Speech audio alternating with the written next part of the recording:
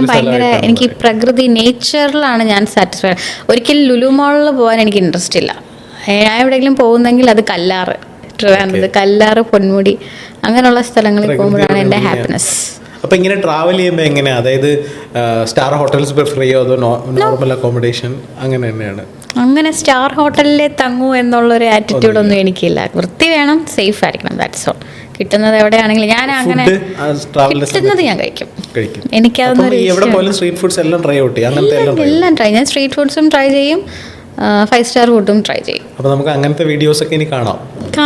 ഞാനിങ്ങനെ പ്ലാനിങ്ങിലുണ്ട്. എനിക്കിങ്ങനെ യാത്രകളൊന്ന് restart, because ഞാൻ പറഞ്ഞില്ല മെൻ്റലി സ്റ്റേബിൾ അല്ലാത്തിരുന്നതിൻ്റെ കുറച്ച് ഒരു മാറി നിന്നതാണ് ഞാൻ. പക്ഷേ ഞാൻ വിചാരിച്ചു ഇനി അങ്ങനെ ഇരുന്നിട്ട് കാര്യമില്ലല്ലോ. അപ്പം എനിക്ക് ഇനി യാത്ര പോയി അവിടുത്തെ ഫുഡ്, ഞാൻ വാരണാസി പോയപ്പോഴത്തേക്കും ഒരു ദിവസം നമ്മളവിടെ സ്റ്റേ ചെയ്തു. പക്ഷേ എനിക്ക് അവർ ഭയങ്കര ടയേർഡായിരുന്നു, അവർ റെസ്റ്റ് ചെയ്തു. പക്ഷേ എനിക്ക് റെസ്റ്റ് ചെയ്യാനുള്ള മൈൻഡും, എനിക്ക് അവിടുത്തെ ഫുഡ് എക്സ്പ്ലോർ ചെയ്യണം.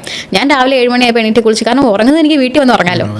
ഞാൻ രാവിലെ എണീറ്റ് നേരെ അവിടുത്തെ സ്ട്രീറ്റ് ഫുഡ് പോയി. അവരുടെ ബ്രേക്ക്ഫാസ്റ്റ് എന്ന് പറഞ്ഞാൽ ജിലേബിയും തൈരുമായിരുന്നു. ഐ ട്രൈഡ് ഇറ്റ്, നല്ല രസമുണ്ടായിരുന്നു. എനിക്ക് അതിൽ എക്സ്പ്ലോർ ചെയ്യുക, ആ ഒരു ഭയങ്കര അഡാപ്റ്റബിളാണ് ഞാൻ. ഇപ്പം റൂം കിട്ടിയില്ലെങ്കിൽ ഐ എം ഓക്കെ. ഞാൻ അവിടെ എത്ര ലേഡീസാണ് കിടന്നുറങ്ങുന്നത്, അവിടെ ഞാൻ ഓക്കെയാണ്. അല്ല, ആ ട്രിപ്പ് കണ്ടപ്പോൾ എനിക്ക് തോന്നിയായിരുന്നു നിങ്ങൾ അത്രയും എൻജോയ് ചെയ്തിട്ട് ഭയങ്കര നല്ല എക്സ്പീരിയൻസ് ആയിരുന്നു. മോശം എക്സ്പീരിയൻസും ഉണ്ടായി, നല്ല എക്സ്പീരിയൻസും ഉണ്ടായി.